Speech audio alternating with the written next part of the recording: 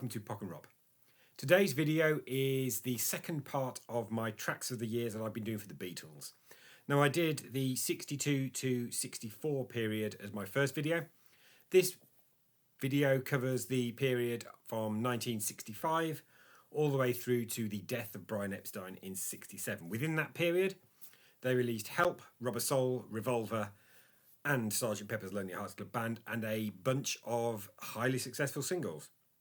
Before I go in and rank my 30 favourite songs from this period, I would just remind you to subscribe if you've not already done so, to click the thumbs up to like the video and the bell to receive notifications of future content.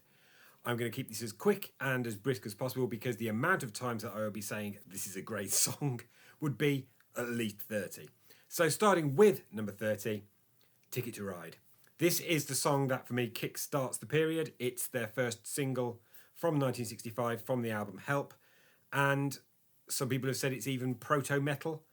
It's a great track. My number 30. Number 29 from the Revolver album, She Said, She Said, all about a conversation that Lennon had when, I think it was Peter Asher, said, I know what it's like to be dead. This led to the song She Said, She Said, which is one of many highlights on the Revolver record.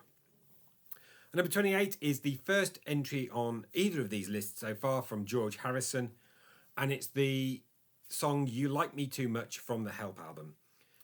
Generally speaking, in this period, George's songwriting isn't my absolute favourite. I think there's much better stuff to come from him from 68 onwards.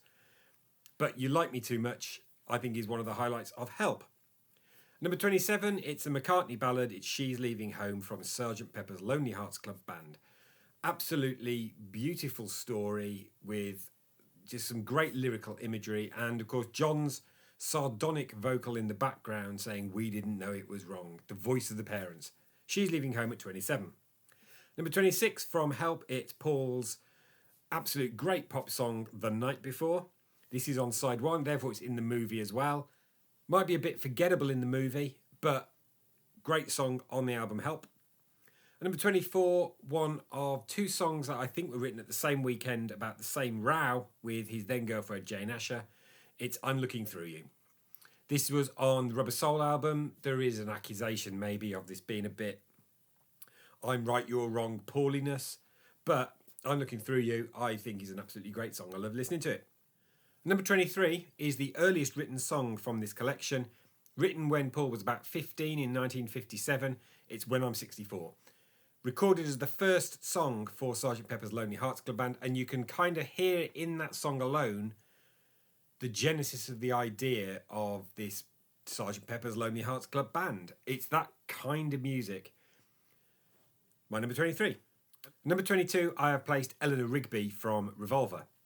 Bit of a departure for the Beatles. It only features Paul from the Beatles on it and a string quartet. And it was the first time that the Beatles, I believe, had had anybody other than themselves or their inner circle, like George Martin, playing on a Beatles single. Certainly on a single, quite possibly, depending on when this was recorded before, for no one, it may well be the first time they had anybody play on them that was not within the Beatles' inner circle.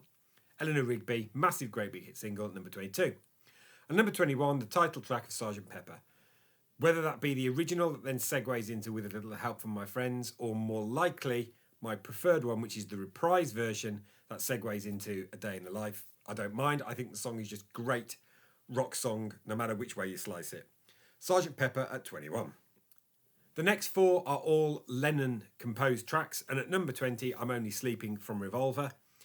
Inspired by Paul turning up at his house, wanting to write music together, and John being sleepy and wanting to say, I'm tired, I'm only sleeping, leave me alone. The next one is Being for the Benefit of Mr. Kite from Sgt. Pepper. We've seen the picture of John showing the poster that inspired it, and he took almost all the lyrics from that poster.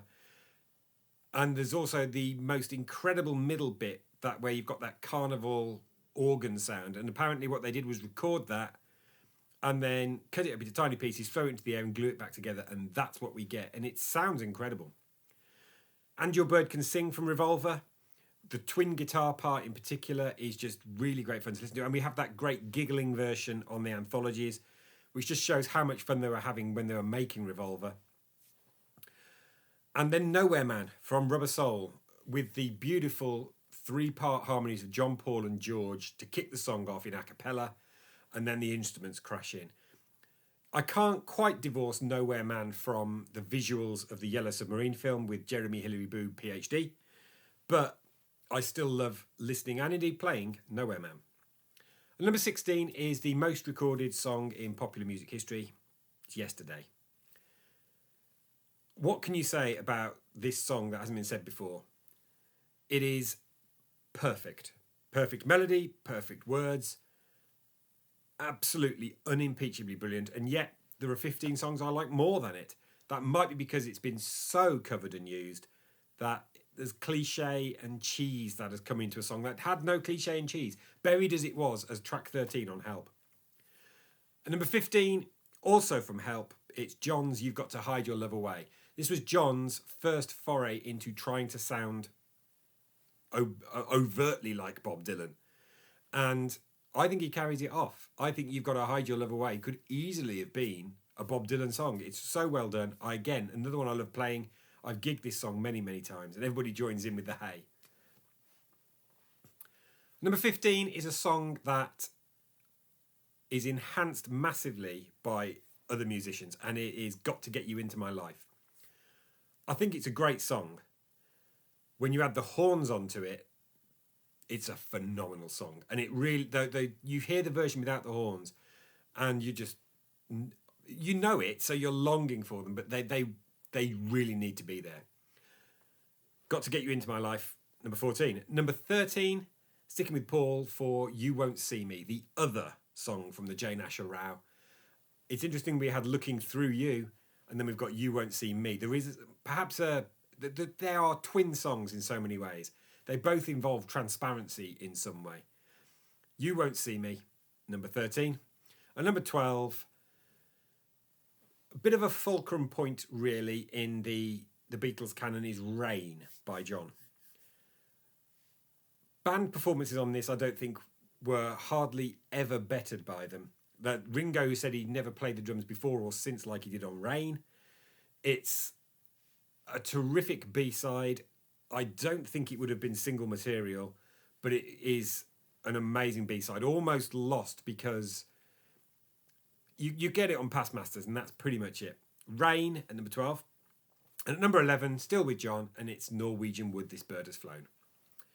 This, I've heard said, is a continuation from Drive My Car, the fact that they were not taking these sessions that seriously. There's so much humour in both of these songs, like the Beep Beep Yeah from Drive My Car, and in Norwegian Wood, So I Lit a Fire, Isn't It Good, Norwegian Wood. It's just a great fun. It's a song of an affair, admission, but Norwegian Wood, really fine song. And now into the top 10. These are all top draw, and at least the top 5 are in my 100 greatest songs of all time. On another day, the others might well sneak in or sneak out because they're just all phenomenal. Just take it as read. Number 10, I've Just Seen a Face from Help. Bit of a deep cut. Paul dragged this out in the mid-70s as part of the Wings Over America live shows, and we're thankful for it. I think it's a great version. It's a great acoustic number, and I love the introduction with the walking down bass and the guitar part, the acoustic guitar part going higher and higher at the frets. It's really clever. I've Just Seen a Face at 10. Number 9, We Can Work It Out, the single attached to the Rubber Soul album. Had it been on the record in the space of, say, something like Run for Your Life, Rubber Soul would be even better. We Can Work It Out, great, great single, showing the two halves of Paul and John.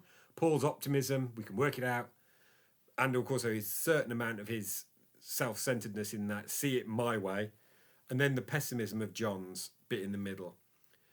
Life is very short for fussing and fighting, my friend. Smushed together, it's a great single. And number 8, Here, There and Everywhere from Revolver. One of Paul's finest ever ballads, but yet, much as I love Here, There and Everywhere, I think there are better Paul contributions on Revolver, which we will come to. At number 7, Paperback Writer. Recorded during the Revolver sessions, and the A-side of that fulcrum point that Rain and Paperback Writer both make in the Beatles experience. The first song that they released as a single that was not about love in some way. It is a story song, and he was challenged to write it by someone saying, "Why are you always writing songs about love?" And he wrote Paperback Writer. And Paperback Writer is just joyful. It's pretty much a one-chord song. And yet there's so much musicality, invention, and originality in that whole song that you don't even notice there's only really one chord in it. Paperback Writer at number 7. At numbers 5 and 6 are the two sides of possibly the greatest single ever released. Certainly the greatest single never to hit number 1. It's Penny Lane and Strawberry Fields. You can flip whichever order you like. I'd probably put Penny Lane at number 5 and Strawberry Fields at number 6, given that I've got quite a lot of love for the musicality in Penny Lane. But the two of them together, it's the perfect pop single. Stuff you, Engelbert Humperdinck, is all I could say to that. This really should have been the number 1 single in 1967, and yet time tells us it did not. Penny Lane got to number 1 in the US, but arguably Paul and John were never better than on this single. And number 4, my favourite Paul track from Revolver, and indeed my favourite track from Revolver as a whole, it's For No One. Just an absolutely heartbreaking ballad about the breakdown of love and not seeing it in anyone's eyes anymore. It's absolutely beautiful. For No One at number 4. At number 3, the other side of the We Can Work It Out single, it's Day Tripper. Therefore, Day Tripper and We Can Work It Out, which did reach number 1, might well be the second greatest ever single released. And it's just so good, Day Tripper. That ostinato. I learned what an ostinato was because of Day Tripper. Something that I regularly play on the bass to warm my fingers up when I'm playing is that riff from Day Tripper. It's a phenomenal piece of music. My number 3. At number 2 is, for me, John's greatest solo composed song, whether that be solo career or with the Beatles. It's In My Life from Rubber Soul. I think it's an absolutely beautiful song that says everything it needs to say in just over 2 minutes. And then finally, possibly my greatest song of all time, from Sgt. Pepper, it's A Day in the Life. The perfect fusion of two geniuses at the tops of their games. John's part around the news, 4,000 holes in Blackburn, Lancashire, blew his mind out in his car. And Paul's reverie about going to work, or going to school rather, and the orchestration that makes its way from E to E, but doesn't matter how long you take, as long as you're done by the 16 bars, and how you get there is up to you.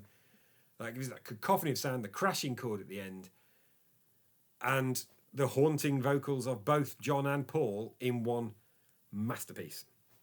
Number 1, A Day in the Life. So that concludes my 30 tracks of my years from what I've called the Beatles' growth phase.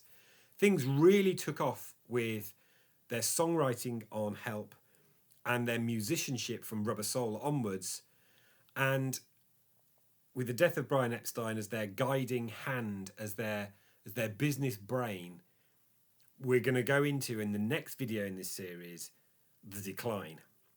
And they hit their peak, and the death of Brian Epstein precipitated a decline in their relationships as a band, and ultimately their breakup. Who knows, had Brian not died, the Beatles may have been carried on, they may have stayed together. They may have produced even more great stuff. We'll never know. Let me know in the comments below what your 30 tracks of your years from this period might well be. I remind you to like, subscribe and hit the bell to receive notifications. I'll be back in a week with another video, but until then, thanks for watching.